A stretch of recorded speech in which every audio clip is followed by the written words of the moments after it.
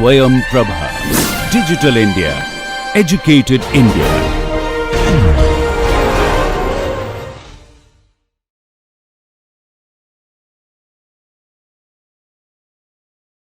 So welcome to lecture number 15 of the AE 673 course. This will be on laminates. So till last class we looked at the transformations, how to transform a stiffness or a compliance matrix, depending on the fiber orientations from engineering to tensorial or tensorial to some other orientation depending on the theta values. And so now at this point we know how to transform a lamina property from 1 to 3 to XYZ or vice versa.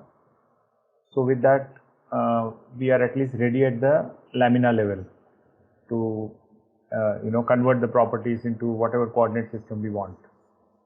Next is laminate.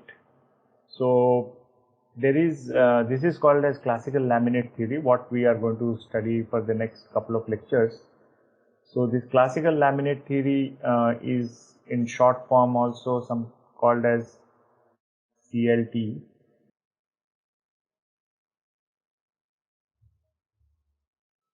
So what is the CLT? Basically, if you take a we have all done testing on dog bone samples in your undergrad strength of materials. They would have shown you testing a steel rod and you obtain sigma and epsilon, some curve steel, for steel. Now what is this slope we have defined as E, which is the Young's modulus. Now with this Young's modulus known, at least in the linear part up to this part below the yield point, I can relate stress in the material to or strain in the material to stress in the material by this simple linear relationship, sigma is equal to E times epsilon. What is this equation called? Hello? Any Hooke's law? No, that is Hooke's law. Yeah, Hooke's law. Robert Hooke was the first one to say that linear response and all. But in general, from a solid mechanics perspective, these kind of relationships which connect stress to strain, what are they called? We have spoken about this before, or at least I have mentioned it in the class before. So what are the three equations I said which are very important in solid mechanics when you are solving? Constitutive. Yeah, constitutive law.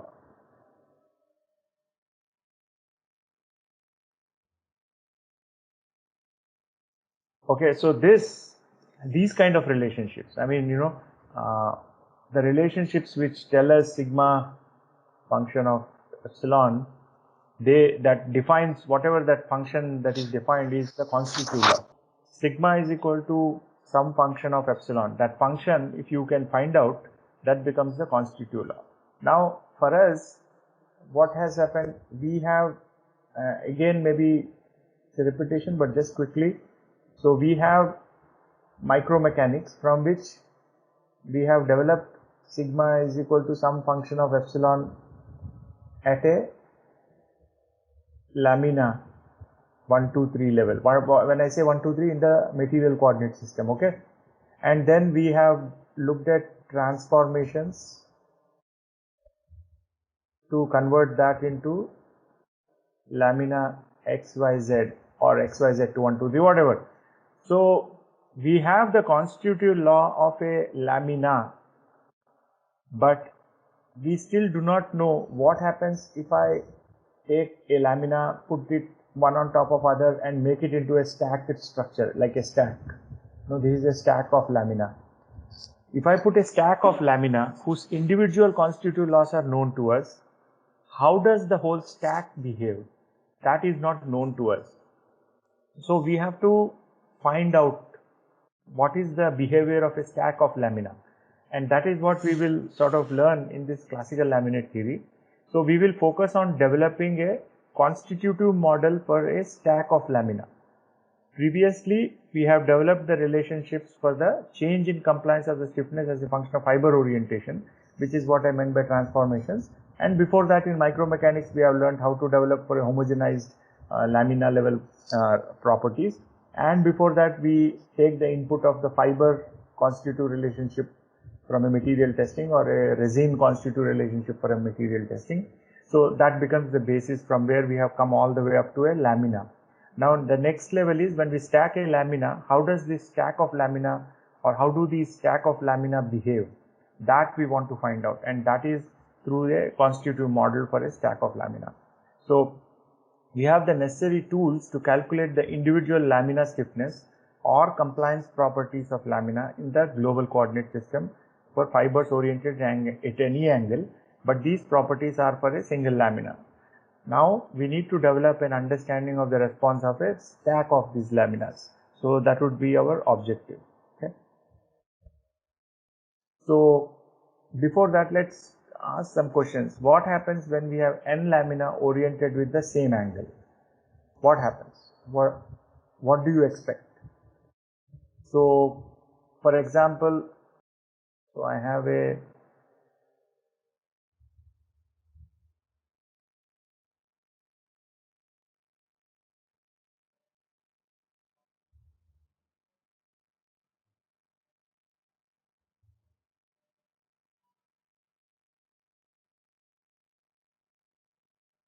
like this, many number of stacks. Let's imagine.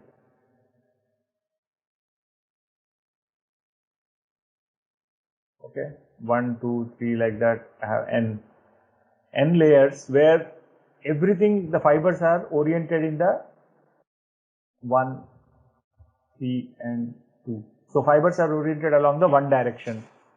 Now what do I expect the stack of lamina to behave? Will the behavior be same as lamina behavior or will the behavior be different? The same, I think, with enhanced properties. It will be same. There is no enhanced because when we do sigma and epsilon, we are normalizing everything, isn't it? So yeah, in terms of reaction force, delta and F will be different for a stack of lamina versus one lamina, but sigma and epsilon relationship will remain the same because they are normalized. So sigma and epsilon will be behaving the same way when we put n lamina together in a stack. So the effective elastic modulus then? It will be same. Suppose if I take a steel rod, okay, like this, a steel sheet, I pull it, or I put two steel sheets which are bonded perfectly and I pull it, I will get the same sigma versus epsilon. Only the force and displacement will be different. Yes, sir, got it, yeah. Because see, sigma and epsilon are normalized. They don't care. That is the beauty. Otherwise, you would be having lot of trouble. What happens when we mix? Now, next one is what happens when we mix two lamina of different angles. Can we say the same thing? The properties will be different in different angles at different orientations. But I'm just saying from a laminate point of view, will it be same as lamina or different? That's all I want. No. So the volume fraction which will contribute to a particular direction will be different than what is expected. Correct, but ultimately it will be different. Okay, let's get into the details later. When we mix two lamina of different angles, you can't now say that it will be the same as a single lamina behavior. There will be a difference. Similarly, what happens if you have lamina stacked up in all the different angles? So what I'll do, one layer like this, the next layer I'll put perpendicular, next layer I'll put diagonal, then I'll put some at 15 degrees, some at 30 degrees. So I'll make a perfect what you can say, like a whole circular pattern, radial pattern, by stacking up. What do we expect in this case? So homogeneity we can expect. No, not homogeneity. We would expect isotropy because homogeneity is spatially dependent. Isotropy is what we will expect. So there are laminate stacking sequences which will tend to give us that kind of a response which are similar to all directions. But normally those are not, they are used, but depends on the requirement and all. I will not say not used, but they are used, but different requirements. Okay, laminate stacking term. So now as you can see, there are different ways in which you can put these laminates. So there has to be some type of a terminology so that, you know, when as a designer you have designed a laminate, you are not going to keep on writing some paragraphs of text, you know, especially when you send it on a manufacturing drawing. It has to be very brief. The person on the shop floor should just look at it and he should understand what you're talking about. He should not be requiring a book or something to refer to. So developing a proper terminology is very important. So there is a terminology and there is a whole, you know, some notation or convention which is associated with this. Then the other thing is also neutral axis layer location. We will look into that. Then symmetric versus anti-symmetric. So because now these are all stacked, you know that anytime you stack a bunch of layers, you know, you can always have either a symmetric or unsymmetric. In the, what do we mean by symmetric or unsymmetric? If I take the mid plane of this laminate, are the top layers reflected back on the bottom or they are not? If they are not, then that will be an unsymmetric layer. So as you go from top to bottom, there will be different laying sequences. Okay. So these are all some of the questions that we will look into, and we will try to develop a process to characterize these things. So ultimately at the end of these CLT lectures, we should have some type of a relationship between stress and strain of a laminate. Okay. So we are going from micromech to lamina to laminate. So ultimately once we have a laminate, then we can start using it in structural models, okay, as a properties. So with this, let's get to the next one. So laminate bending response is dependent on the layup. Okay, so the positioning of the zero layers and the off axis layers. So normally what would happen, suppose the picture that I am showing here at the bottom, this is a what type of test? It's a 4-point bending test. Okay, so we have applied these loads here and these are the rollers are the supports, and imagine there is a laminate. Out of these, which one will give us the maximum bending response? The first. How many say first one? Sir, you meant that maximum deformation? No, what I meant is like least deformation. Can you guys raise your hand on how many feel that agree with the answer that was given? Okay, which one will have the least? Actually, no, which one will be the middle? Since I have only 3, I want to find out which one will be the middle deformation. I mean, like, you know, it is not too much, it's not too less. Third one. The second one? Third one. Third one, how many people agree with third one? So I think the first would be the least, and maybe third one, because the top fibers would take in compressive loads. Yeah, so second one would be the least, third one would be medium, and the first one would be the stiffest. But why would the first one be the stiffest? So because when we bend the space on top and bottom fiber will be direct axial space, and the fibers are aligned in this way that they will take up the axial space. Yeah, but you didn't answer the question. Why would it be stiffer? You are talking about stress. I am talking about stiffness. In first one, there are two layers which take the load along its length. No, no. I mean, all of you are saying the right things, but you are not telling the right point. What is bending rigidity? So EI. EI, isn't it?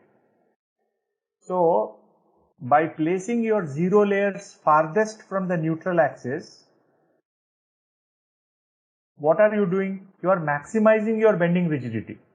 Because in these three layers, this E0 and this is E90. E0 is greater than E90 in the one direction? Yes. Yes Sir. or no? Yes or no? Yes. Yes, sir.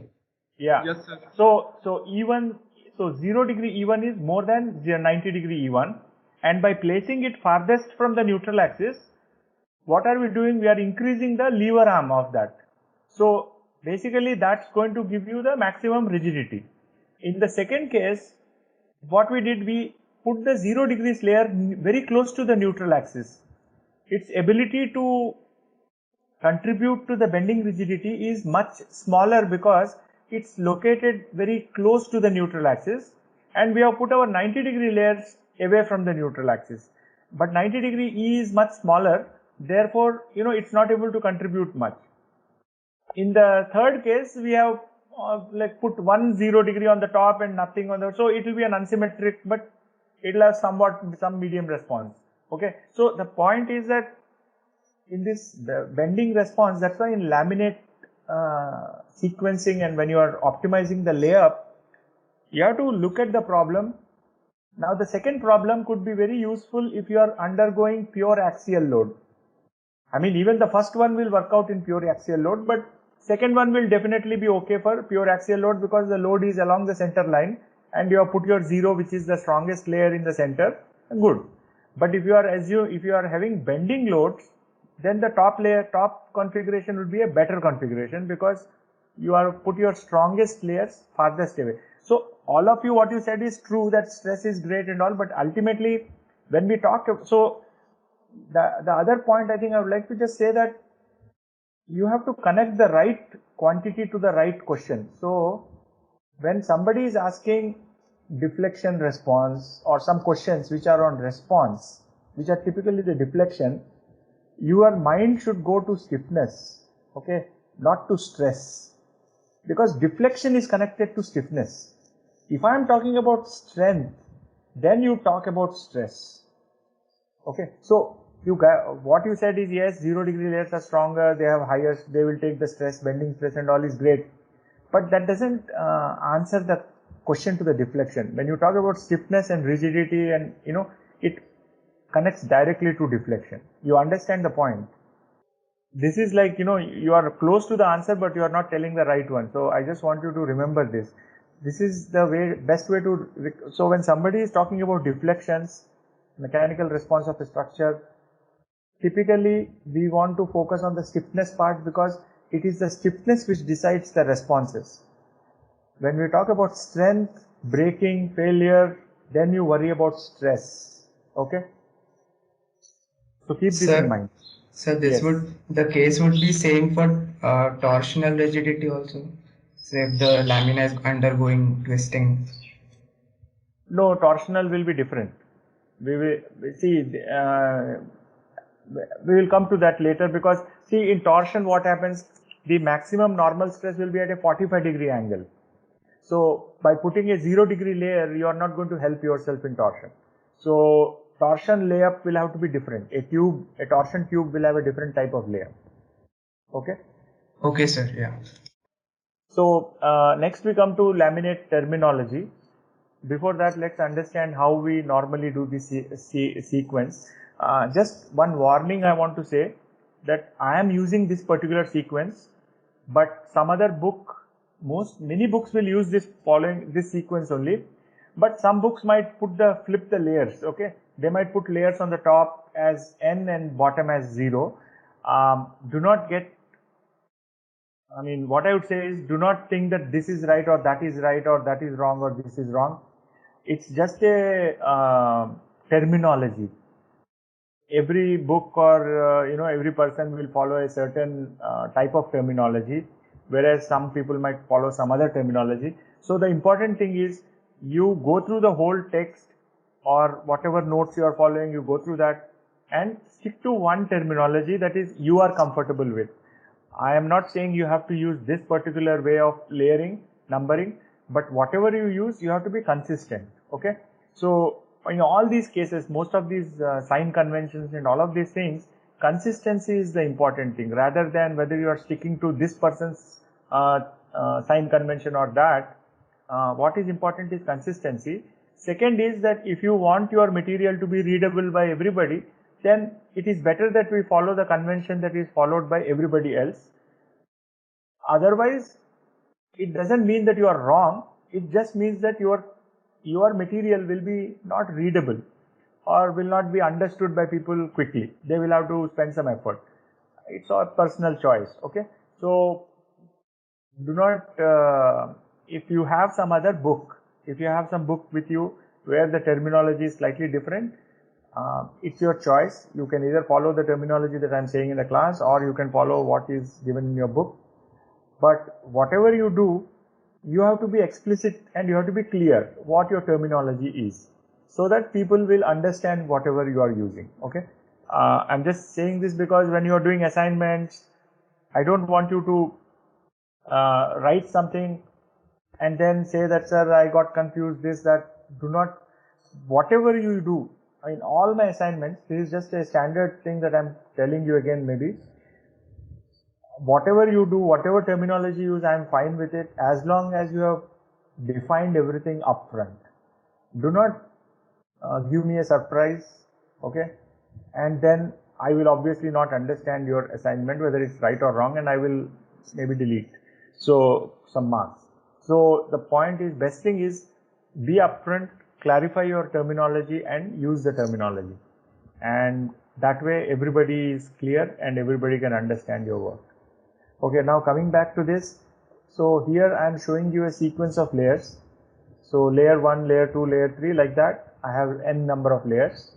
Okay, and then the numbering is going from top 0, 1, 2, 3 like this, and the last layer is the nth layer. Okay, now z coordinate, if you be carefully, if you are notice it, is pointing down.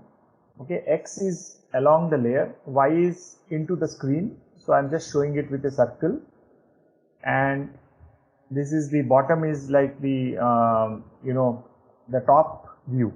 This is the top view.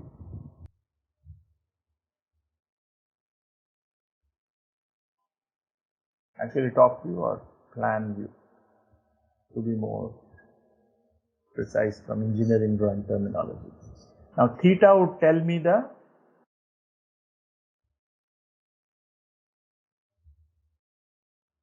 orientation of fiber in that particular layer.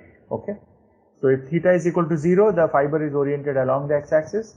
Theta is increasing, it will be going in this way. So on the left hand side is whatever I have described already. So the layer number starts from top minus h by 2, z equal to minus h by 2, and nth layer is on the so just to say, nth layer is on z equal to positive surface. I am saying top because z equal to positive is the top, but I mean basically it's the bottom of this stack in this view, but it's z equal to positive is the top layer. Okay. Now this is one particular sequence where, so I have a 0 degree, this is 0, next is 90, then there is a minus 45, then there is a plus 45, then there is another plus 45, I put a minus 45, 90 and 0. So what is this? The above laminate is consisting of a combination 0 degree, also called as unidirectional lamina. So just remember this, there will be a lot of these kind of words when you are reading composite papers or something. People will say unidirectional. What does it mean? Unidirectional means all the fibers are in one direction, but normally now you would say 45 also all the fibers are in one direction, but unidirection is sort of restricted to the 0 degree orientation of fibers only, okay. Even in the second layer, for example, all the fibers are unidirectional to 90, but typically when we say UD, we are implying unidirectional means, yes, it's a lamina in one direction, but UD also implies 0 degree by default. But there could always be some exceptional cases where people might use some other terminology to describe unidirectional, but unidirectional typically implies 0 degrees along the axis. Now that is also in short form called as UD, okay. 90 degrees is another layer, minus 45 plus 45, and this pattern repeats itself from mid plane. So as you can see, my from the mid plane my pattern was repeating. So what is it called? The such laminates are called as symmetric laminates. So one way to write this whole thing is, you can say 0, 90. So this is 0, 90, minus 45, plus 45, plus 45, minus 45, 90, 0, and you put a symbol T, okay. That would imply that's the total stacking sequence you have written. Or when you have a symmetric laminate like what I am showing here, we can make it short and we can say 0, 90, minus 45, plus 45 and put a symbol S. S would imply symmetry. That would automatically imply that at the mid plane, this whole layer will again flip and you will have a repetition, okay.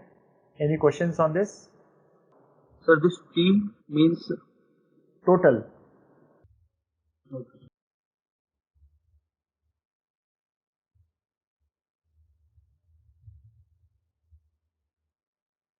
S is symmetric, okay. In the another case, I have a 0, 0, minus 45, plus 45, minus 45, plus 45, 90, 90.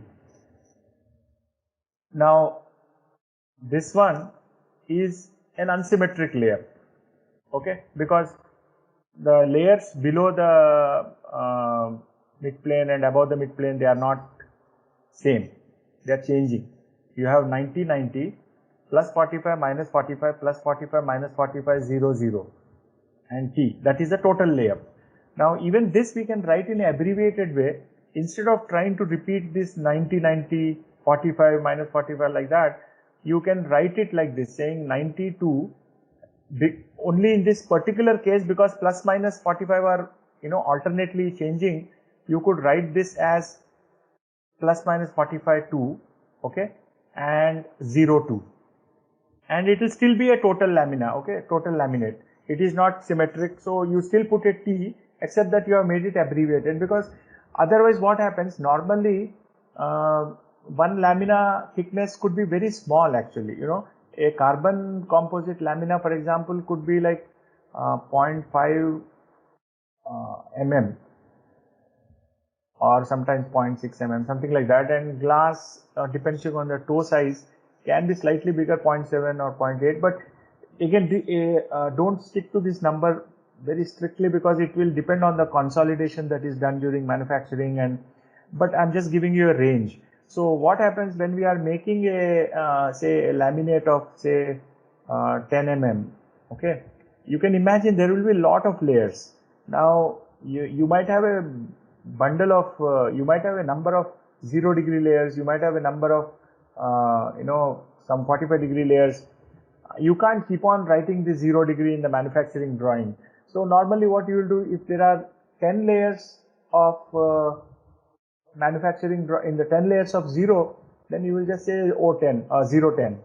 So that way the person on the floor will know that, okay, there are 10 layers, I have to put them 10 layers, okay. So this is another way to shorten the notation so that it's more easier to read.